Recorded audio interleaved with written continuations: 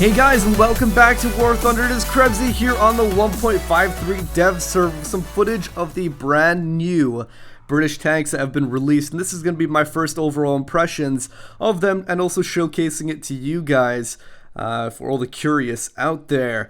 Now, they've released 4 new tanks for the Brits, and I really hope that upon the actual full official release of 1.53, I really hope there's not only going to be 4 tanks, because if there's only 4, I can almost guarantee they're going to see absolutely no use whatsoever, because imagine going into a battle and only being able to use one tank at one particular tier. That's just not going to work. So I really hope they're going to flesh out the rest of the tree by the time the full release comes out.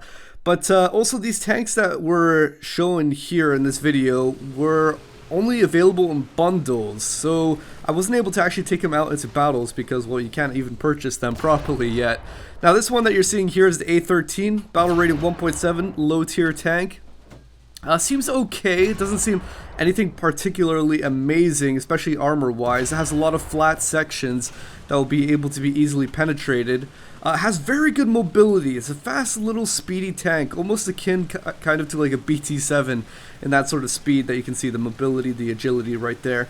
The gun is very powerful, having up to about 80 millimeters of penetration on the AP rounds. And if there's something that I got a general gist of while I was taking a look at all these British tanks, it was the fact that a lot of them, well, pretty much all of them, lack any explosive components within their shells unless they have high explosive shells themselves. I'm looking more towards the APCBC shells or APHE shells. Anything that has high amounts of armor penetration and then explodes. So unfortunately, these tanks don't really have that. It's mostly just the armor piercing, and that means high amounts of penetration, but if you're going to want to have success, you're going to have to aim at weak spots. The next tank up is the M10, and that comes out at a battle rating of 3.7. And the thing to notice about this one is that, well, it's supposed to be a hull-down tank. It has a lot of armor on the turret and some really good angling. I mean, if you look at these side sections, they have a thickness of about 25 millimeters, but because of the angles, it just brings it all the way up to way over 100. And so definitely a hull-down tank, because unfortunately the hull armor just doesn't have that great of armor, and if anyone's going to kill you, it's probably going to be in that section, or possibly because it's an open top vehicle, then they might somehow snipe the guys inside the turret itself.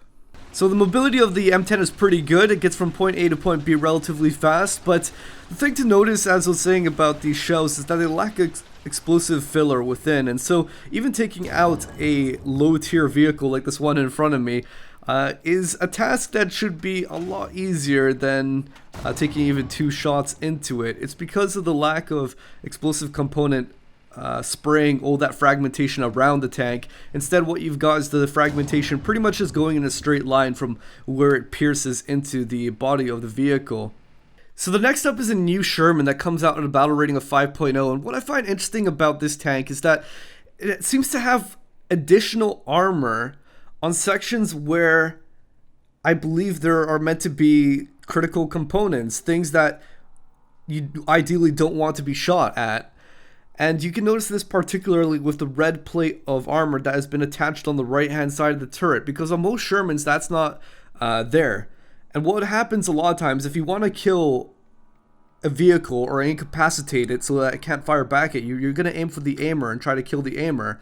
And on the Sherman, that's going to be on the right hand side of the turret. But notice how it has a particularly armored piece of plating on the right hand side of the turret.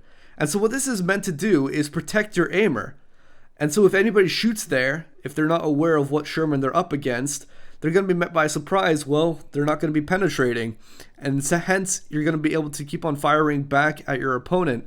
So I would say overall, that's a pretty interesting thing to consider with this tank, that it has extra plates of armor in sections that are kind of critical to its survival.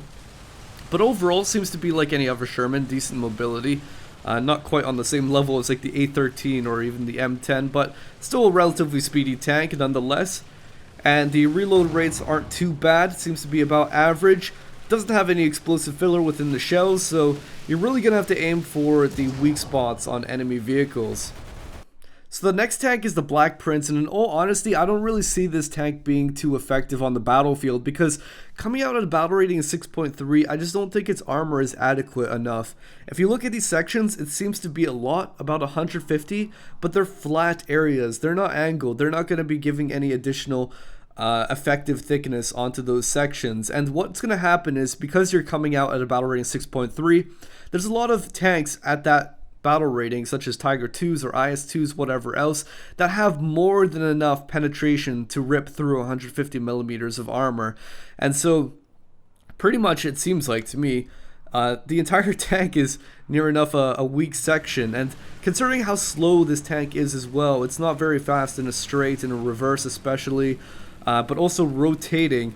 This tank is going to have particular troubles just surviving and also even dealing damage against the enemy.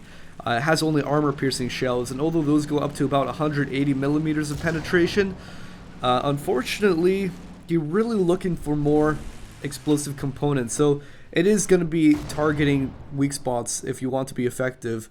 You're going to have to try to go for aimers and knocking out the aimers of enemy vehicles firstly before they can even shoot back at you. But killing enemies is going to be quite a cumbersome task. It's going to probably take multiple shells before you're able to finish off an entire crew within a vehicle. So overall, I would say it's pretty cool that we're getting to see the Brits now coming out. These 4 initial vehicles seem to offer some things to the plate. However, I'm still wanting seconds and seeing what else comes out in their tree. But anyway, guys, I'm going to leave it now to you. What do you think about these tanks? What are you most looking forward to? What would you like to see in the future? Feel free to leave your comments in the comment box below. But thank you guys very much for watching. And until next one, this is Krebs, and I'll catch you guys next time. Here we go, here we go, here we go, here we go. Now we blasting off into the ozone. The way we kick it in the dojo is local for show, though we pay